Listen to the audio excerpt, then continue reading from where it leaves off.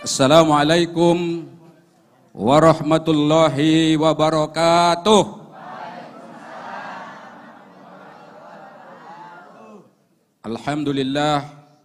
Alhamdulillahilladzi arsala rasulahu bil huda wa dinil haqq liyuzhirahu 'alad dini kullihi wa kafa billahi syahida.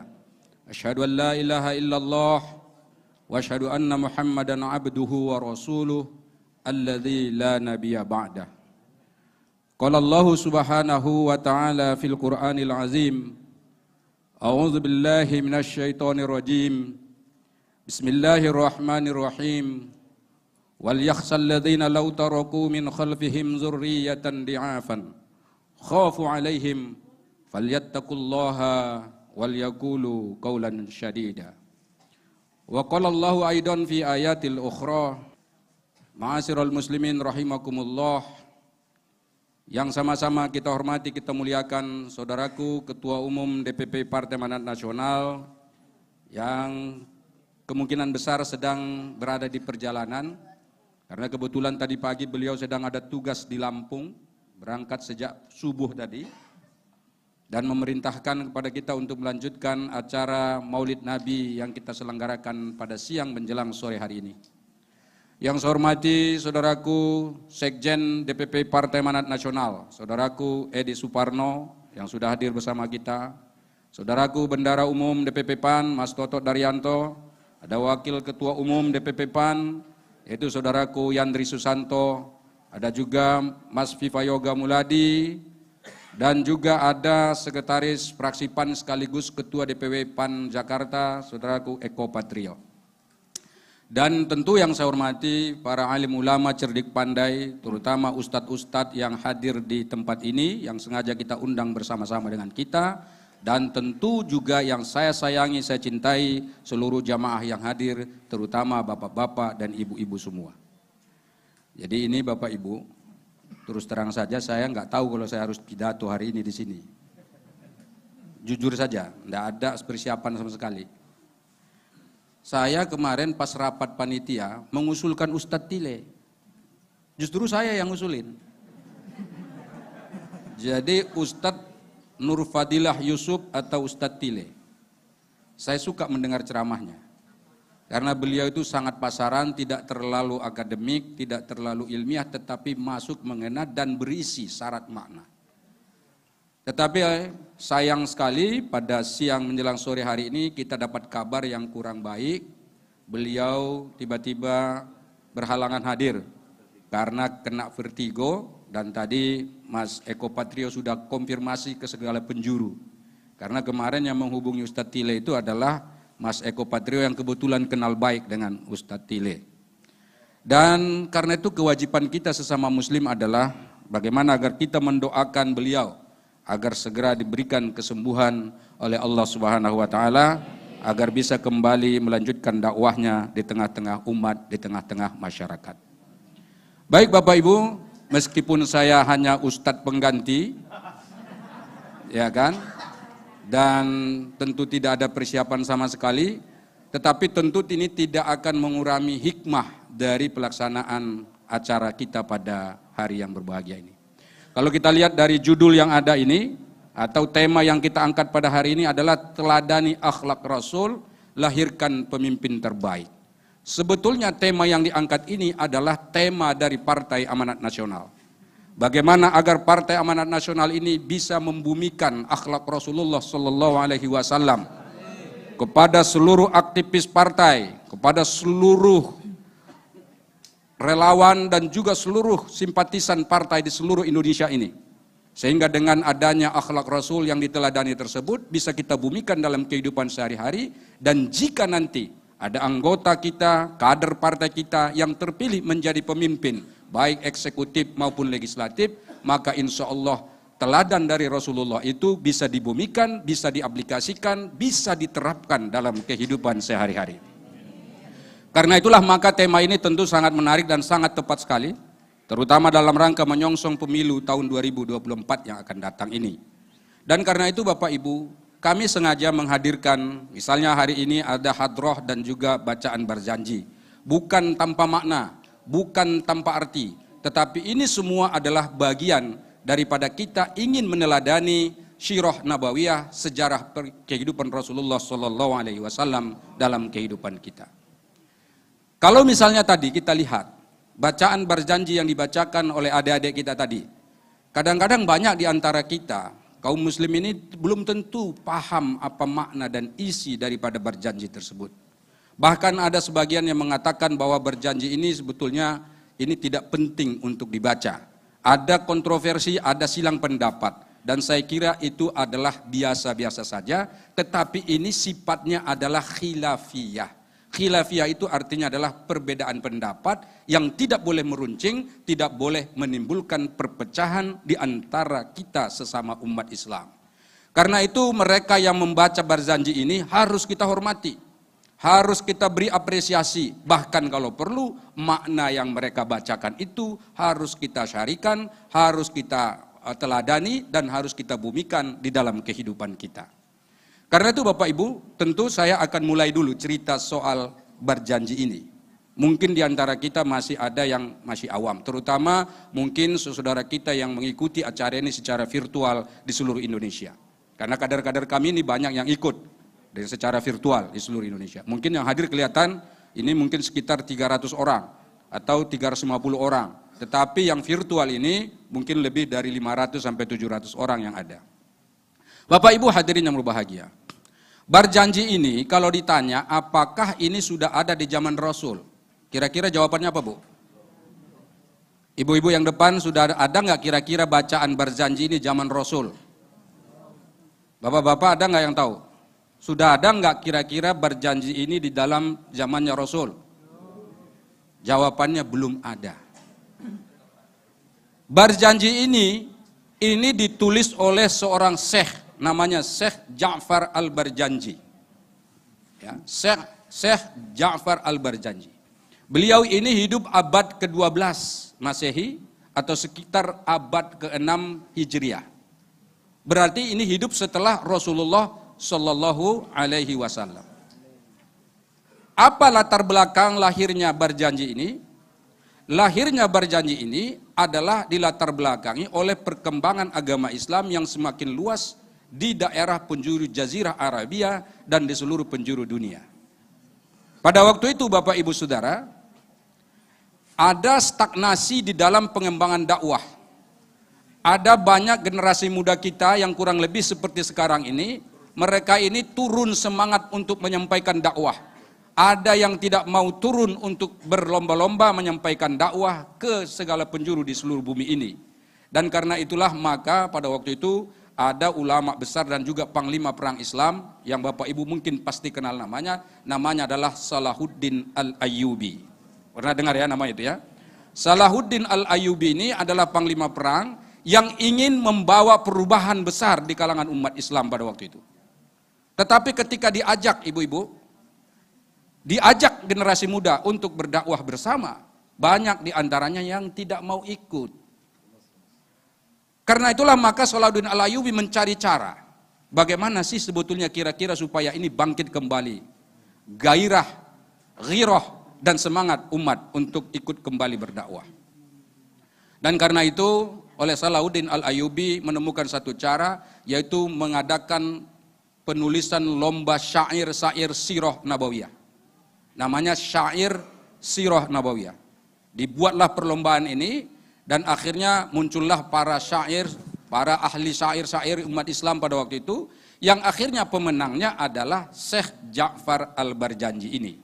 Jadi karya tulis dari Syekh Ja'far Al-Barjanji inilah yang menjadi pemenang pada waktu itu, dan ketika dibacakan di depan umat Islam, alhamdulillah gairahnya, ghirahnya, semangatnya, dan juga keinginan mereka untuk menghidupkan kembali ajaran-ajaran Rasulullah kembali menaik dan puncak. Dan pada puncaknya pada waktu itu adalah di mana Salahuddin Al-Ayyubi kembali bisa menaklukkan Masjid Al-Aqsa yang pada waktu itu direbut oleh pasukan tentara salib, yang pada waktu itu dalam sejarah Islam ini adalah pertempuran yang tiada pernah habis-habisnya. Bapak Ibu hadirin yang berbahagia, apa sih sebetulnya isi daripada Al-Barjanji ini? Ibu-ibu, Masih lanjut nggak nih? Kan nggak jauh beda sama Ustadz Tile, cuman saya nggak lucu aja. Kalau Ustadz Tile mungkin lucu kan. Saya sebetulnya mau lihat lucunya, lucu tapi berisinya itu. Nah, tapi sudah tahu tadi kan al-Barzanji itu kan. Jadi kalau ada orang tanya, ini berjanji penting apa nggak dibaca, kira-kira penting nggak Bu? Ada gunanya nggak? Ada, karena di sana ada sejarah Nabi. Jadi kalau kita membaca al-Barzanji itu jangan dianggap haram, tapi anggaplah itu bagian dari pelajaran sirah nabawiyah. Belajar cerita hidup Nabi berpahala nggak? Berpahala nggak Bu? Yang tegas, berpahala nggak? Berpahala.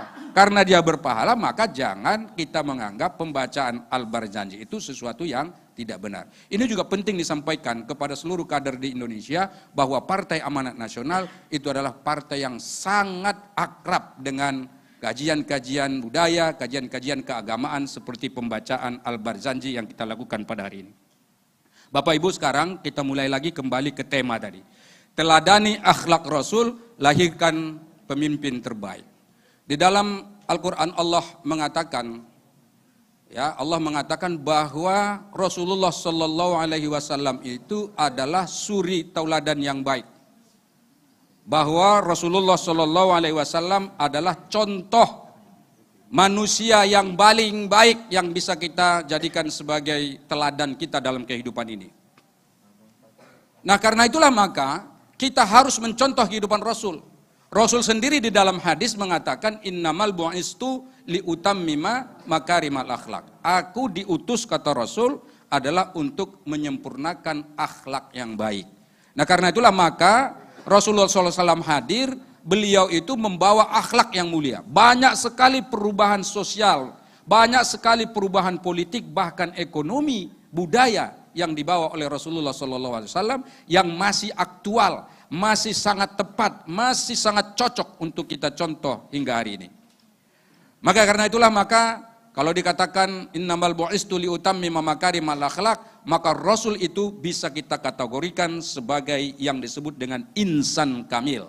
Apa itu insan kamil? Insan kamil itu artinya adalah manusia paripurna, manusia yang sempurna. Bapak Ibu, ada banyak sufi. Sufi itu salik atau orang yang bersuluk. Itu banyak sekali menuliskan buku-buku, mempraktekkan cara hidup Rasul, yang mereka mengatakan bahwa Rasul itu adalah insan kamil, manusia paripurna. Tujuan mereka itu melakukan suluk, tujuan mereka melakukan sufi, itu bagaimana agar bisa mencontoh kehidupan Rasul persis seperti Rasul. Apa yang dilakukan Rasul, mulai dari cara makan, cara tidur, bahkan mohon maaf Bapak Ibu, cara berhubungan suami istri itu pun dicontoh dari Rasulullah SAW. Rasul ini bukan hanya contoh untuk laki-laki Bapak Ibu. Meskipun Rasul itu adalah seorang laki-laki, tetapi bukan hanya contoh untuk laki-laki, tetapi malah justru banyak dan paling tepat dicontoh oleh ibu-ibu.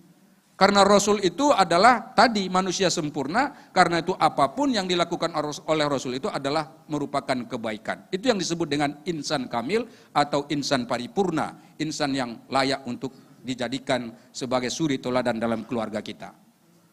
Bapak Ibu, itulah makanya kita sekarang diminta untuk selalu berselawat kepada Rasul Shallallahu Alaihi Wasallam. Kenapa kita berselawat Bapak Ibu? Karena dengan selawat itu kita berharap bisa mendapatkan syafaat ya dari Rasulullah Sallallahu Alaihi Wasallam, di mana nanti di hari akhirat kita yakin tidak ada syafaat lagi. Tapi dengan membaca selawat kepada Rasul kita diharapkan dapat syafaat. Kenapa? Karena Rasul itu adalah insan kamil atau manusia paripurna. Maka di dalam awal pembacaan al-Barzanji tadi yang dibacakan oleh pembaca perawi pertama, itu kan bunyinya seperti ini. Al-jannatu wa na'imuha sa'dul lima yusalli wa yusallim wa yubarik alaih. Al-jannatu wa na'imuha, sorga beserta seluruh kenikmatannya. Jadi ada kenikmatan sorga itu. Ya kan? Al-jannatu wa na'imuha sa'dul lima yusalli wa yusallim. Dan seluruh kebahagiaan yang ada di dalam sorga diperuntukkan kepada orang-orang yang membacakan selawat dan salam kepada Rasulullah Sallallahu Alaihi Wasallam. Jadi kalau ibu-ibu dan bapak-bapak mau masuk surga dan mendapatkan nikmat daripada surga, keindahan surga, kebahagiaan yang terdapat dalam surga, maka yang perlu dilakukan dan diperbanyak apa? Membaca salawat. Salawat kepada Rasul. Ada orang mengatakan begini, Mas Sekjen. Orang mengatakan Rasul ini kok seakan-akan sangat egois. Kenapa? Kan Rasul itu sudah diampuni dosanya. Baik dosa yang lalu, dosa masa hidupnya, dan dosa yang akan datang. Sudah diampuni semua dosanya. Kok kita masih mendoakannya? Karena sholawat itu adalah doa kepada Rasul. Mengapa kita harus mendoakannya? Bukankah dia sudah selamat? Kalau kita masih mendoakannya berarti kita minta supaya dia selamat. Bagaimana dengan kita? Apakah kita bisa ikut selamat dengan membacakan sholawat kepada Rasul? Jawabannya Bapak Ibu adalah itu seperti air di dalam gelas. Rasul itu sudah penuh isinya. Kalau ada air dalam gelas, atau seperti air di dalam botol aqua ini, Bapak Ibu, nih. Rasul itu sudah penuh. Jadi nggak muat lagi sebetulnya. Kalau kita bacakan doa dan macam-macam itu sebetulnya Rasul sudah penuh. Akibatnya apa? Ketika kita membacakan sholawat, maka yang keluar dari situ adalah air itu kembali kepada kita. Ibaratkan cermin, Rasul itu sudah sempurna. Ketika kita lihat di dalam cermin, Rasul itu lengkap. Ketika kita bacakan doa selawat kepadanya, maka itu kembali kepada kita. Karena itu doa selawat yang kita bacakan kepada Rasul, pada intinya bukan hanya kepada Rasul, tetapi kita harapkan kembali kepada kita, tetapi melalui salawat syafaat dari Rasulullah Shallallahu Alaihi Wasallam. Karena itu Bapak Ibu, kalau kita ini ada beda pendapat juga khilafiyah. Ada yang mengatakan kita membacakan doa melalui ulama-ulama yang terkenal dahulu. Apakah itu boleh atau tidak? Mungkin itu masih khilafiyah. Tetapi kalau membaca selawat Rasul, ini adalah kewajiban. Ini adalah ajaran yang tidak ada perbedaan, bukan khilafiyah. Itu adalah perintah Allah Subhanahu wa taala. Innallaha wa malaikatahu yusholluna 'alan nabi. Ya ayyuhallazina amanu shollu 'alaihi wa sallimu taslima. Bapak Ibu tahu enggak? Innallaha wa malaikatahu. Sesungguhnya Allah dan para malaikatnya yusholluna 'alan nabi, bersalawat kepada nabi. Ya ayyuhallazina amanu shollu 'alaihi wa sallimu taslima. Karena itu hai orang-orang yang beriman, bacalah selawat kepada nabi. Itu perintahnya. Sedangkan Allah saja baca selawat kepada Nabi, malaikat pun baca selawat kepada Nabi, mengapa kita umatnya tidak membacakan selawat? Karena itu di dalam teladani akhlak Rasul ini, salah satu yang harus kita bawa ke rumah kita masing-masing, yang harus kita bumikan dalam kehidupan kita adalah perbanyak selawat kepada Nabi. Jika ada orang membaca selawat, Allahumma sholli ala Muhammadin wa ala ali Muhammad, maka wajib hukumnya bagi kita yang mendengar untuk membaca salawat lagi. Kita mulai. Allahumma sholli ala Muhammadin wa ala ali Muhammad. Jadi kalau ada orang membacakan sallallahu alaihi wasallam, maka kita jawab Allahumma sholli wa sallim alaihi. Itu adalah ajaran Bapak Ibu. Dengan begitulah kita menunjukkan kecintaan kita kepada Rasulullah sallallahu alaihi wasallam. Dengan adanya bacaan salawat seperti ini, kita mengakui bahwa Rasul itu adalah insan kamil, yang ajarannya layak untuk kita contoh, yang ajarannya layak untuk kita tiru, yang ajarannya kita yakini, kita imani, mampu memasukkan kita ke dalam surga Jannatun Naim. Nah itu Bapak Ibu, bagian pertama yang ingin saya sampaikan. Bagian kedua yang ingin saya sampaikan Bapak Ibu Saudara adalah terkait dengan apa saja tadi isi yang ada di dalam kitab Al-Barzanji tadi. Bapak Ibu ada yang tahu nggak kira-kira isinya tadi Al-Barzanji? Nah kita mulai.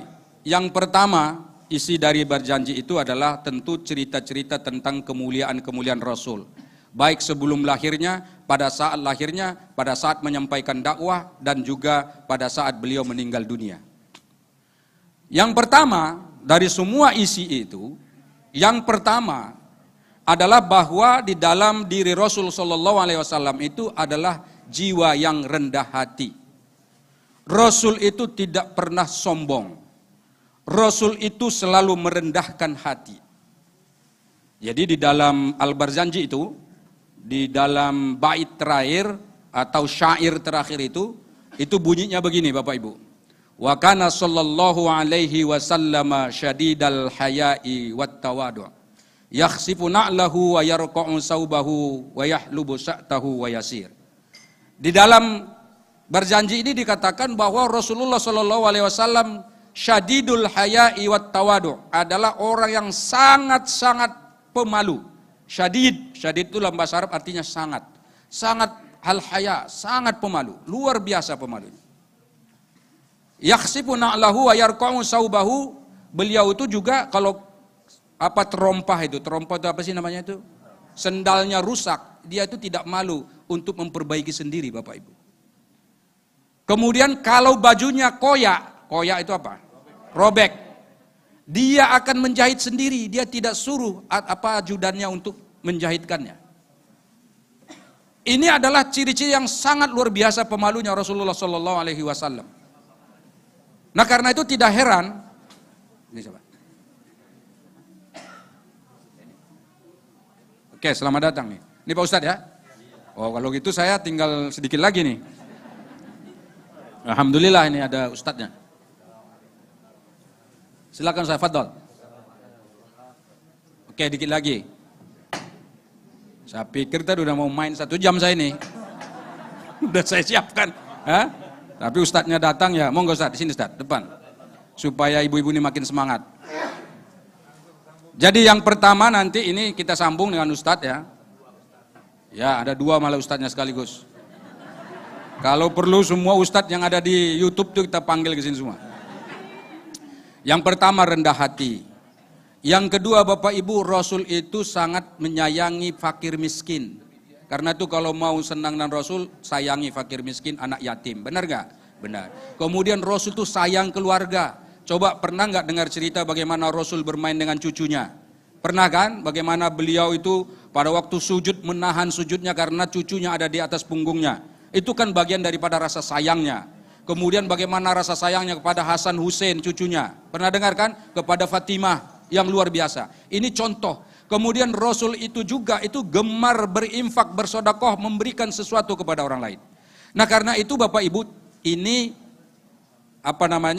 muatan-muatan yang terdapat di dalam kitab Sahabat Janji tadi, ini adalah contoh-contoh teladan yang mungkin nggak bisa saya uraikan lagi satu persatu secara mendetail karena Ustadz kita sudah datang, tetapi ini adalah bagian daripada meneladani akhlak Rasul, dan kalau teladan akhlak Rasul yang seperti itu kita jadikan sebagai cara hidup kita, maka kita akan melahirkan calon-calon pemimpin terbaik yang bisa memimpin Indonesia ini ke arah yang lebih baik di masa-masa yang akan datang.